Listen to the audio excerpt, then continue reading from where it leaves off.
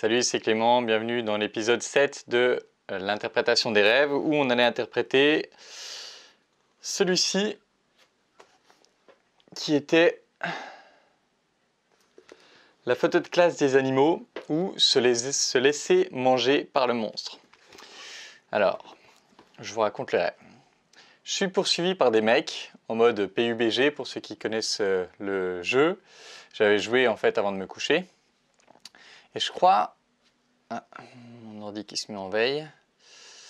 Donc je suis poursuivi par des mecs. J'arrive vers une maison avec une barrière et je vois des loups derrière la barrière. Et les loups, ils ont une tête bizarre, un peu la tête de Scar dans Le Roi Lion. Ils ont une tête vraiment de lion fatigué et émacié.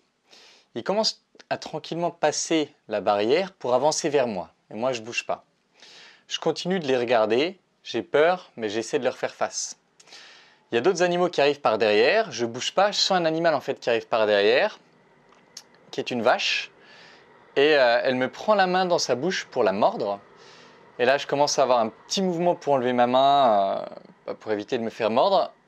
Mais je me dis, laisse-toi mordre. Laisse-toi mordre. Et en fait, au moment où je décide de me laisser mordre, elle avait déjà arrêté de me mordre. Mais le fait que je décide de me laisser mordre d'un coup, tous les animaux s'arrêtent et se rangent en face de moi comme pour faire une photo de classe. Et là, boum, je deviens lucide.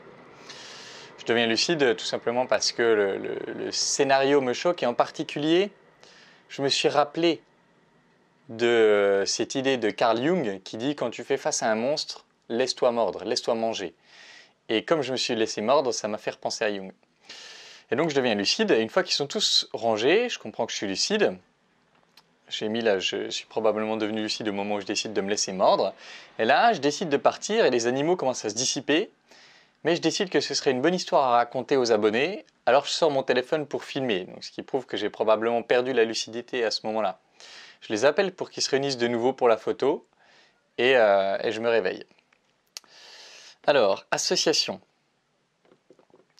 Les autres rêves, ouais, donc ce rêve-là m'a fait penser à tous les autres rêves que je fais avec les loups. C'est vraiment un animal qui revient souvent, mais aussi d'autres animaux sauvages qui semblent toujours, de près ou de loin, liés à la mort. Là, on voit les loups très émaciés, etc.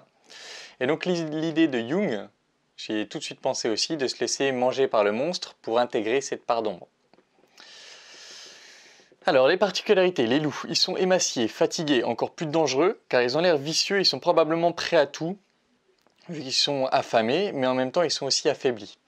Ils ont la tête de lion fatigué, ils me font penser à Scar, qui représente pour moi la mort et la trahison.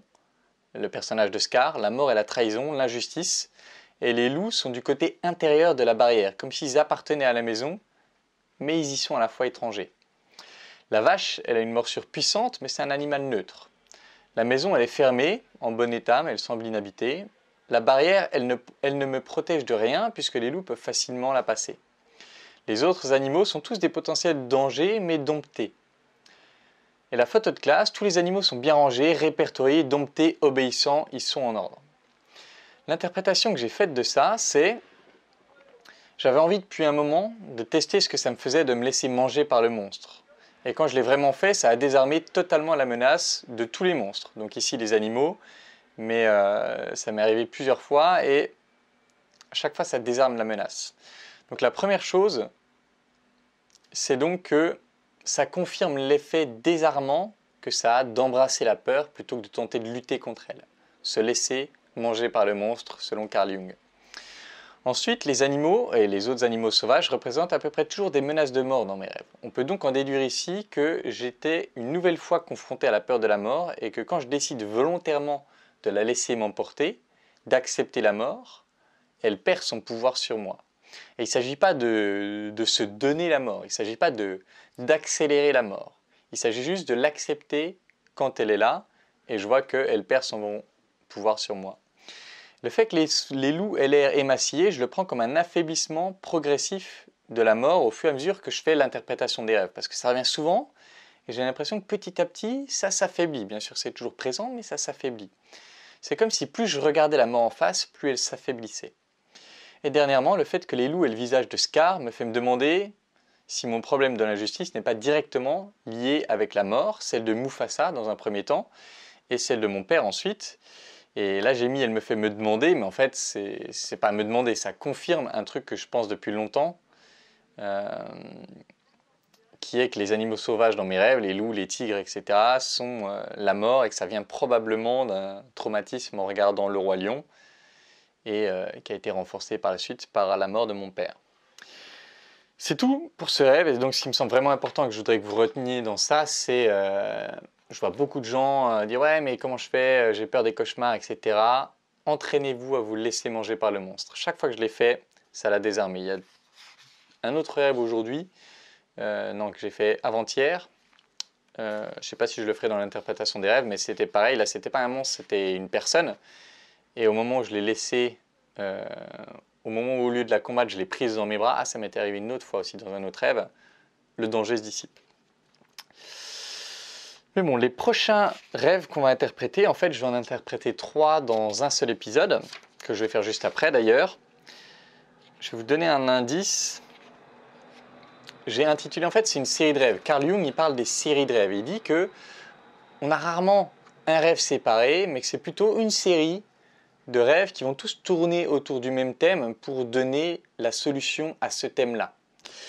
Et je connaissais l'idée, mais bon, sans plus, j'avais du mal à le visualiser pour moi. Et là, j'ai fait 3 rêves, 2 le 16 juillet et 1 le 17 juillet, qui sont très clairement pour moi centrés sur la même problématique qui est le stress de YouTube. Et du coup, je vais les interpréter 3 dans la vidéo qui suit, les 3 dans la vidéo qui suit, donc je vous les montre un par un. Celui-là, c'est le visiteur anonyme en Corse. Donc comme je dessine vraiment mal, j'ai décidé de vous expliquer un peu plus. Ça, c'est moi sur le lit. Ça, c'est les volets. Alors normalement, ils sont plus grands. Ils font la taille d'une porte. Et ça, c'est la porte. Ok, assez clair. Le deuxième rêve du 16 juillet, je l'ai intitulé « Les sorcières blanches, la tribu et la méditation ». Alors j'ai mis l'ordre 1, 2, 3. Quand j'écris mes rêves, j'ai envie de les écrire de bas vers le haut, je ne sais pas pourquoi. Donc les sorcières blanches qui sont là, moi qui suis là, j'ai décidé de me représenter avec un sac à dos pour... j'ai du mal avec la lumière, pour que vous puissiez plus facilement reconnaître mon personnage. Ensuite, là c'est moi entouré de la tribu. Et ensuite, là c'est moi, et là c'est un des membres de la tribu qui est chaman. Il a un bâton magique comme les sorcières. Ça, c'était le deuxième rêve. Et le troisième rêve qui a donc eu lieu le lendemain, intitulé « La rébellion sous le regard de Pierce Brosnan ». Donc là, c'est moi, là, c'est encore moi, et là, c'est encore moi. Là, c'est Pierce Brosnan. Là, c'est un sac avec plein de pommes et des avocats et tout ça. Et le reste, je vous laisserai deviner en attendant que je fasse l'interprétation des rêves. Donc, je vais faire de suite la vidéo sur ces 3 interprétations de rêves parce que elles ont été... en fait, c'était plus ou moins ce qu'on pourrait assimiler à un rêve prémonitoire, d'une certaine façon. Donc voilà, j'enchaîne tout de suite par la vidéo de ces 3 rêves-là qui sera postée mercredi prochain. Et si ça vous plaît, partagez, parlez-en aux gens. Et si vous avez envie de tenter les interprétations dans les commentaires, vous pouvez toujours le faire. Moi, je trouve ça marrant. Et voilà, c'est tout pour cette vidéo. En attendant la prochaine, je vous embrasse et je vous dis à bientôt. Ciao.